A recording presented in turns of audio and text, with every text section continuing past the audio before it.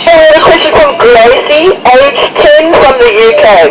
She'd like to know what time of year are baby baboons born, how long do they stay with their mummies, and why do they ride on their mummies' backs? Gracie, thank you very much. A little bit, it makes me, I'm excited when you ask this question. Gracie from AH, if I'm not making a mistake. Thank you very much to answer your question. There's no specific time, Gracie. Baboons are the primates, so they don't have specific time. Most of the time, year around, they're breeding. And also the reason why they're being on the back of the mother, riding baboon on board all the time.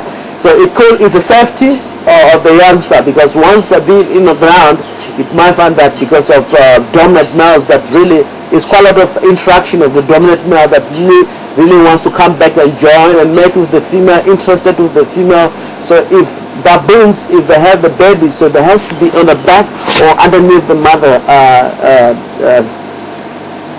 belly in order for protection. Anything mustn't hunt it so easily.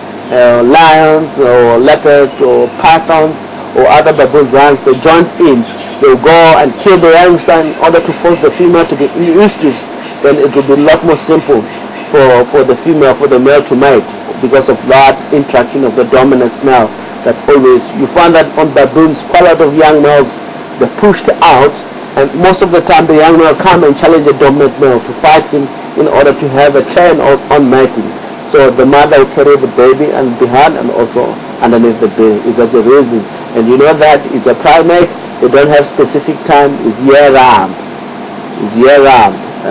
It is take, at least from the baboon, is the fastest animals in the area when it comes to population, when it comes to breeding.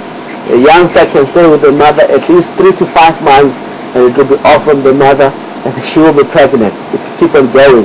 So sometimes baboon, you might find them in hundreds of troops, but once they get to overpopulated, they split in between, and it will keep on growing like that to keep on splitting. So it's one of the animal into the area where we are. When it comes to population, they're a lot more faster. I believe Gracie from AH, I have answered your question, and I hope we're still looking forward for a question to come through, as we are the team of WildEarth. We're a lot more happy to answer all these questions. Thank you so much, Gracie. A question that's come through from Marty. Which, if any of the animals that are in the tumor area do migrate during winter? If they do migrate, where would they migrate to? Marty, thank you for your question. You want to know which animal that migrate into the area if we have it in here into southern side of Juma? Yes, we do. The migration of the animals, it's seasonally. You tend to see in winter, you witness a lot of zebra into the area, and also sometimes we do lots of drive, we don't have elephants into the area. Elephant also migrates the different areas according to the different terrain, also food wise into the area.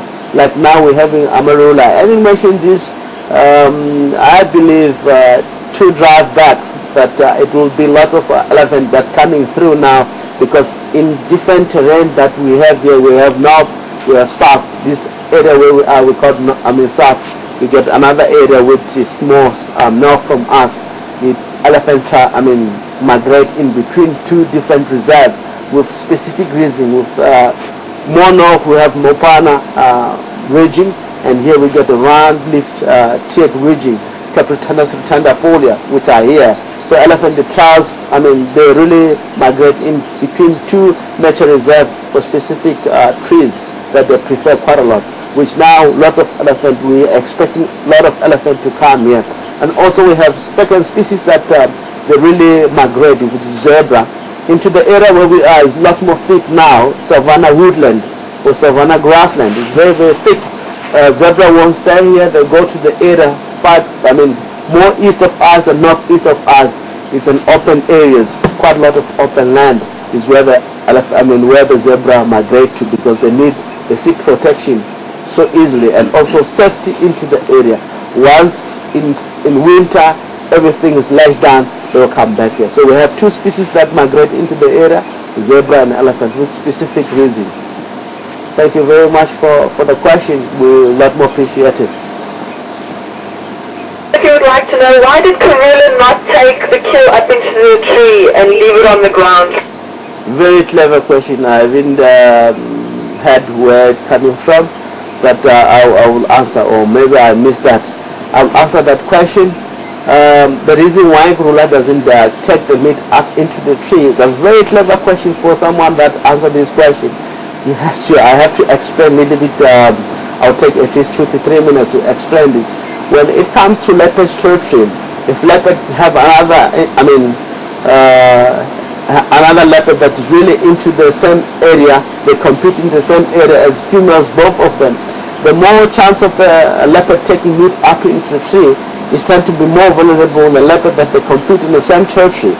So most of the time she will be a lot more free to have a meat on the ground. If other leopard come, she'll be a lot more quick to respond on it, or run away, or do something else to protect, or let the cubs know danger into the area. All of them, they must be escaped at the same time. Then they will be free from killing with the other leopard, or avoiding to fight with the other leopard.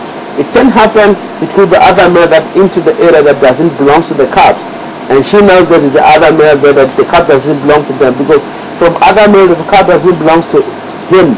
What's going to happen is going to kill the cubs and like to force the female to be in ostrich. So the more chance of the female lion leopard having cubs, having meat on the ground, is to escape freely without having a problem with competing males or competing females into the area. So that is one of the reasons why Karula doesn't take the meat. She's not that much confident of the area. The area that she's a lot more confident, she must take the meat up into the tree, because she knows that she doesn't have a lot more interaction with other males or other females. Is that the reason? There's nothing else more than that. Thank you for answering, emailing us that question. We're a lot more patient. We're looking for more questions like this. Sharon and Dawn have also sent through emails asking, are there any jackals at Juma, and if so, why don't we see any of them? Sharon and Vaughn, thank you so much. Emailing us question coming through from the early side. We received that. We're going to answer that. Jackals, we have them here. As you can see, all these species of predators that we have into the area, we emphasized this yesterday before. The more this activity of lions here, the more activity of leopard, there's quite a lot of interaction. You won't find all these species all together. It's one of the reasons why we don't see jackal. It means into the area, it could be high density of all hyenas into the area, although we haven't seen hyena. There's quite a lot of tracks of hyena. So they compete when it comes to food. When they kill something, someone will come behind and chase this one, and someone come and chase. So all these small animals like jackal, they prefer an area where there's less competition, and they prefer the area where it's more open. I know one of the area, unfortunately we don't have rides on that area. Always it's a jackal, but there's no much activity of hyenas and lions and so on, and they're always on that area. The reason